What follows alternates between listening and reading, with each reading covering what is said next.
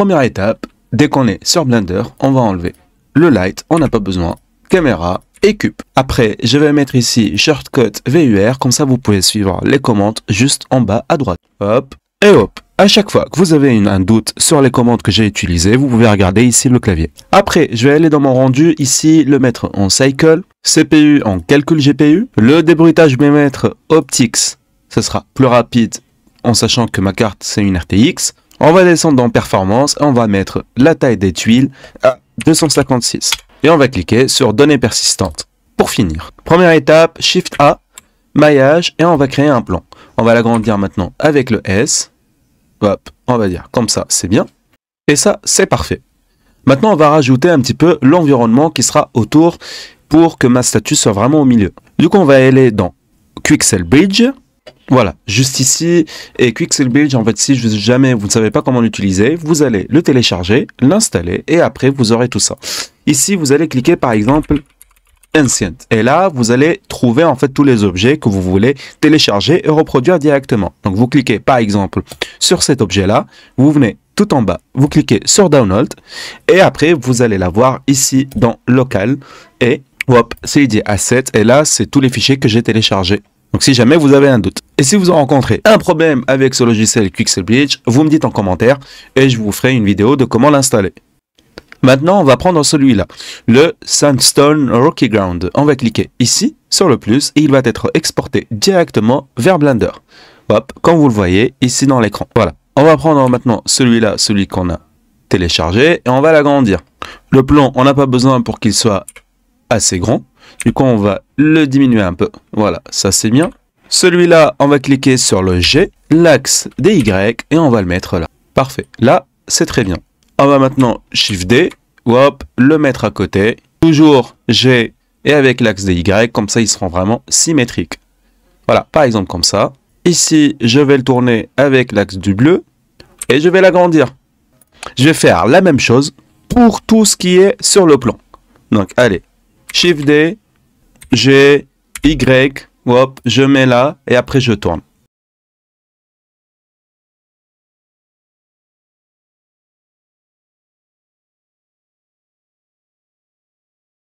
Et voilà, comme ça, on est bien, on a mis tout sur toute la surface du plan. Ça, c'est magnifique. Maintenant, on va revenir dans Bridge. Voilà, ici, et on va mettre soit celui-là, c'est comme vous voulez. Voilà, vous avez le nom juste ici, vous le cliquez là pour faire la recherche.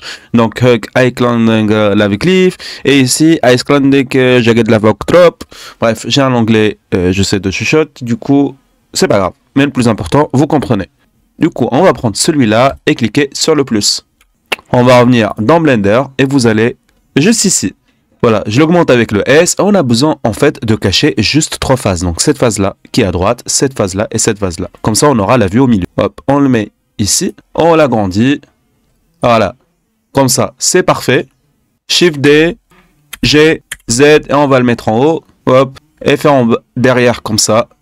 Pour que ça fasse vraiment une vraie vue et non pas une vue voilà, qui a été faite en fake. Nous, ce qu'on veut, c'est toujours d'avoir un truc qui est réaliste. Allez, on va prendre cette vue, faire la même chose. Shift D et Y. Hop, je le tourne de l'autre côté. Je vais faire ça pour le mettre en arrière. Shift D, G, Y, Z, et on va le monter en haut. Et on va faire la même chose maintenant pour le côté droit. Shift D, G,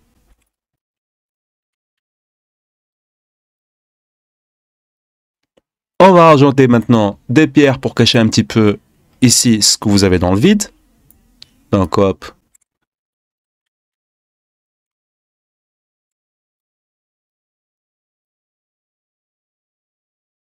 Là, on voit quelques petits vides. Du coup, on n'a pas envie de le voir. Ce qu'on va faire, on va juste augmenter. Voilà. Et la descendre un peu pour qu'il n'y ait plus de vide. Exactement comme je vous montre dans l'écran. Allez, une fois qu'on a fait l'environnement, la première chose à faire, c'est de mettre notre animation, notre statue au milieu. Allez, fichier, importer, FBX. Voilà, ma statue elle est là, je suis en train de la redimensionner avec le S. En plus, elle est avec toutes les animations ici que je vois en bas. Ça, c'est parfait. Ici, je vais organiser un petit peu mes plans, comme vous voyez, tout en haut à droite. Comme ça, c'est facile pour moi après, pour les textures. Hop, maintenant, je mets ma statue un petit peu plus en haut. On met ici le timeline par rapport à notre animation. Donc moi, quand je défile mon animation, comme vous le voyez dans l'écran, voilà, elle finit à... Voilà, là, il a les mains ouvertes.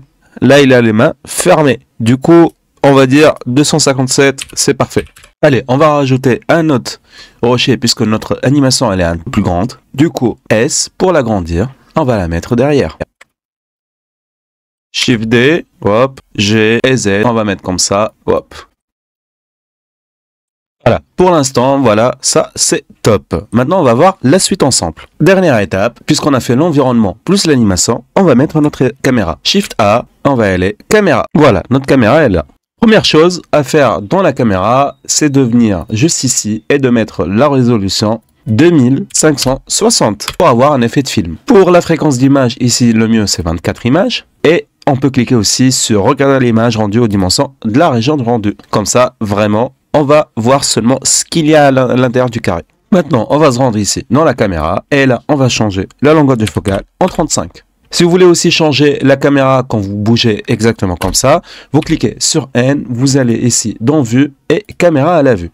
Comme ça, à chaque fois, lorsque vous bougez, vous bougerez la caméra avec. Allez, on va placer maintenant notre caméra. Hop. Ok, une chose très importante à faire, c'est d'y aller enregistrer votre fichier, comme ça vous ne perdez pas si jamais votre PC il plante. Donc enregistrez et vous le mettez dans le dossier de votre choix. Parfait, mon fichier est enregistré, je peux maintenant prendre le PC et l'envoyer par terre. Ok, maintenant on va prendre la position de la caméra comme nous on le veut. Du coup, imaginons maintenant que cette position de caméra, elle me plaît. Du coup, on va venir ici dans 249 parce que j'ai envie de bouger la caméra à partir de ce moment-là. Si vous voulez changer la caméra à partir du moment 1, vous mettez juste la timeline ici. Et vous faites la même chose que je vais faire pour moi de mon côté à partir de la timeline ici, 245. Du coup, je vais cliquer sur I et je vais cliquer après sur position, rotation et échelle. Voilà, tout en ciblant bien sûr la caméra. Là, j'ai créé une iframe, ici une image. Et on va venir ici dans la caméra et bien sûr cliquer aussi sur animer la propriété. Comme ça aussi, on a un iframe du 35 mm focal. Et après, on va aller à la dernière iframe qui est juste là. Hop. Il va me mettre vraiment à la dernière, 344. Et là, je vais changer ici la vue. Hop. Voilà, imaginons cette partie-là. Et après, vous cliquez avec le I ici, position, rotation et échelle. Hop, et c'est bon. Et dernière étape très importante après avoir cliqué, c'est de venir ici dans le longueur de focale. Vous cliquez sur 15 et de cliquer sur cet iframe. Là, par exemple, on voit qu'il y a des rochers qui manquent. Bah, c'est pas grave. Ce qu'on va faire, Shift D sur ce rocher qui est le premier là. On va faire G, le bouger vers l'axe DY.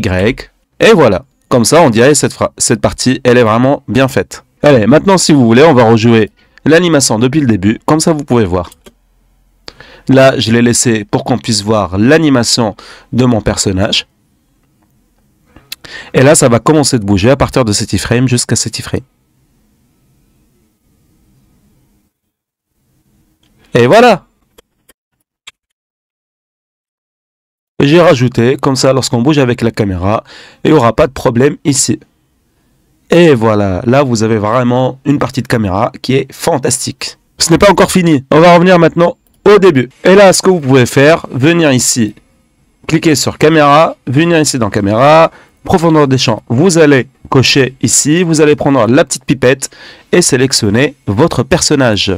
Et le mieux, c'est de sélectionner directement l'armature tout en haut. Hop, et on sélectionne l'armature. Comme ça, on sélectionne tout le personnage et non pas sa jupe. Et on va sélectionner l'ouverture à 0,2. C'est parfait. Ok, après, on a ici un paramètre qu'on n'a pas. Du coup, il faut le télécharger. Donc, il faut y aller dans Édition, Préférences, et ici, Installer. Et il s'appelle Camera Shakify. Voilà, hop, installer add-on et le rajouter juste ici, et comme ça vous allez avoir ce paramètre. Bien sûr, je vais vous mettre aussi le lien dans la description de l'add-on Camera Shakify. Comme ça, vous pouvez à tout moment le mettre ici. Dès que vous êtes sur Camera Shakify, vous allez ici cliquer sur plus. Et voilà, vous rajoutez une investigation. Et si vous modifiez ce paramètre Shake en Walk to the Store, et l'influence, la dernière chose, à la modifier avec 0,5. Et du coup maintenant, si on joue l'animation depuis le début, vous allez avoir le petit shake ici dans la caméra qui bouge un peu. Et voilà. Allez, maintenant on arrive à la fin et c'est les textures. Allez, on n'oublie pas bien sûr d'enregistrer. Donc on va cliquer ici sur ce rendu là. Et voilà, vous allez l'avoir exactement comme dans l'écran. Du coup, on voit bien en fait que déjà mon personnage, il n'a pas les textures en lui. Bah c'est simple. On va venir ici dans armature, déjà mettre les textures de mon personnage. Hop, je vais cliquer ici sur arm 110.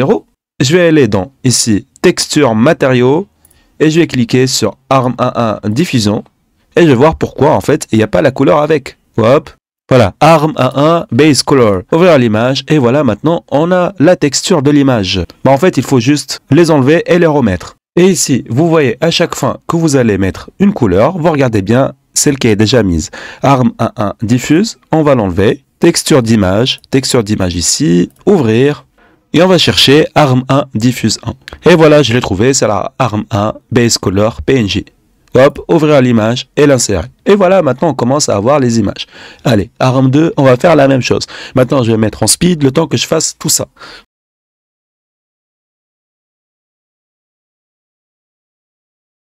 Donc, on va cliquer ici sur caméra, on va sélectionner le monde et on va venir pour la texture et mettre Sky Texture, texture ciel. Parfait. Vous mettez ces paramètres. Pourquoi? Parce qu'en fait, quand vous avez la caméra comme ça, avec ce rendu, on va cliquer sur 0 pour sortir de ce rendu-là et vous allez voir ici, rotation du soleil, vous pouvez le changer comme vous voulez. Donc, si vous voyez bien dans l'écran, voilà, il y a la rotation qui change. Je vais CTRL Z pour remettre la rotation comme je le voulais et vous mettez ces paramètres là qui sont affichés sur l'écran.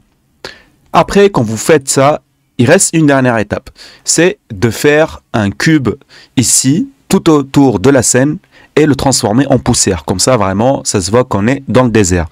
Donc pour faire de la poussière c'est simple, on va cliquer ici, hop, nulle part et on va Shift A et ajouter un cube, maillage cube. Donc voilà votre cube et maintenant vous l'augmentez avec le S.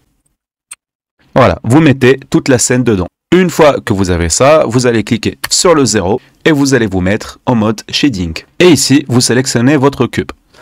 Après, vous cliquez sur nouveau et vous allez avoir ça.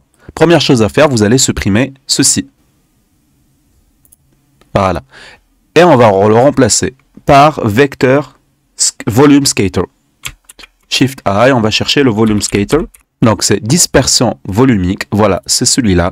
Vous mettez le volume sur le volume. Après, vous faites en arrière, voilà, comme ça, et vous mettez ce rendu-là.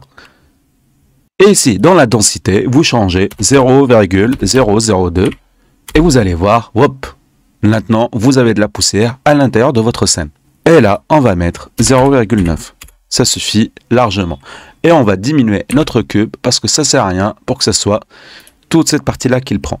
Et on va le mettre G sur l'axe des Z en haut et le mettre en haut comme ça. Et that's it. Donc on revient dans Layout. Parfait. Et maintenant, vous voyez bien, il y a un petit peu de poussière tout autour de notre scène. Allez, maintenant, on va voir les textures si jamais vous les avez pas. C'est simple. On va cliquer par exemple sur cette texture-là. Si jamais, voilà, vous n'avez pas cette couleur. Donc une fois qu'on clique, voilà, hop, on va mettre ça, ce rendu, et cliquer par exemple ici. Voilà, sur cette texture. Par exemple celle-là, ok? Après, vous allez ici dans Shading. Et ici, moi, j'ai les textures qui sont déjà importées comme ça. Mais si jamais vous les avez pas, c'est simple en fait. Regardez, normalement, vous aurez ça, sortie matériaux, plus le BSDF guidé. Après, vous venez ici et vous mettez les quatre textures d'image. Donc, première, deuxième, troisième, quatrième texture image pour les mettre. Shift A, hop, texture, image. Voilà, comme ça. Ok. Après, vous faites ouvrir ici. Et vous allez dans votre document, là où il y a les textures par rapport à ce rocher. Pour les trouver, c'est simple. Vous pouvez ouvrir Beige, là où vous avez téléchargé tous vos assets. Par exemple, celui-là. Je clique après sur Go to File. Et là, ils sont dans 3D Rock, 3D Download. Donc, si je reviens un par un, voilà, c'est celui-là, 3D Rock. Je reviens dans Download, il est dans 3D. Dans Megascan Library, dans Document. Donc, le mien, il est là. Le vôtre maintenant, on va revenir sur Blender. Par exemple, je vais cliquer ici sur Ouvrir et aller dans Documents, Megascan Library, Download, 3D. Et pour trouver lesquels mettre, Par exemple, moi, j'ai sélectionné ce rocher qui s'appelle SIEOZ. OK? Donc, je cherche le SIEOZ. Donc, c'est celui-là. Je clique dessus et je vais importer les 4 textures d'image. Je vais importer le albédo. Je vais importer aussi le normal LO. Voilà, celui-là, je vais les mettre comme ça vous les voyez. Je vais aussi prendre le roughness et je vais prendre le displacement en .jpg. Donc voilà, je vais prendre ces 4-là. Donc ces 4-là, j'ai mis le premier ici, j'ai mis le deuxième, le roughness ici, le troisième, le normal LODO0 ici et le displacement ici. Juste pour vous montrer comment faire si jamais vous n'avez pas les textures. Donc dès que vous le mettez, vous allez lier la couleur par la couleur de base, le roughness dans la rugosité. Après, ici, vous allez mettre 2 reliefs. Donc, si jamais vous ne savez pas ce que c'est les bumps en anglais. Donc, vous faites Shift A. Ici, vous cherchez soit bump si vous êtes en anglais, soit relief si vous êtes en français. Et voilà le premier. Voilà, c'est exactement le même. OK. Et après, vous liez le premier relief avec le normal ici. Le deuxième relief, le normal avec le normal. Le displacement couleur avec la hauteur. Et ici, le normal couleur avec la hauteur. Et comme ça, vous aurez ces textures. Donc voilà, je vous les mets en grand pour savoir comment les lier. Parfait. Maintenant, on va faire le rendu. Pour le rendu, je vous donne quelques tips. Vous mettez ici Cycle, prise en charge, calcul GPU. Vous descendez en bas. On va changer celui-là, le 1024, en 20. On va mettre celui-là en 120. Voilà. Le débruitage, vous le mettez en optics. Chemin de lumière, moi je ne touche pas, je laisse vraiment avec les paramètres par défaut. Et je mets ici réflexion plus réfraction. Je descends en bas, le flou cinétique, je le coche. Je descends encore et la donnée persistante, je la coche parce qu'en fait, donnée persistante, à chaque fois qu'il y a une image, il va prendre le rendu des images dans la mémoire. Et comme ça, pour faire de la suite. Donc, ça va être plus rapide, le rendu. Et je vais venir ici dans gestion de couleur. La dernière chose, aspect, et je le mets en high contrast. Donc, vous voyez maintenant la différence. Et maintenant, vous avez votre rendu. Il reste plus maintenant que venir ici dans sortie. Vous mettez dans le dossier où vous voulez le télécharger. Voilà, nouveau dossier. Moi, je vais le noter PNG Sequence Tuto. Je vais cliquer accepter et je le mets bien en PNG, en RVBA 8. Comme ça, vous allez télécharger beaucoup de séquences d'images. Et après, vous le mettez dans un autre rendu pour faire rapidement. Parce que sinon, si vous mettez directement ici en animation directe, bah en fait, ça va prendre trop longtemps. Donc en PNG Sequence, c'est ce que je vous conseille pour avoir un rendu rapide. Vous cliquez sur rendu et rendre animation et c'est fait. Après, pour voir combien d'images ça va prendre le rendu, vous cliquez ici sur F12. Et comme ça, vous aurez l'image qui va sortir. Et voilà, mon image, c'est celle que vous voyez à l'écran. Donc, je la trouve magnifique. À vous maintenant de faire le rendu et de me dire en commentaire si vous rencontrez un souci pendant le tuto.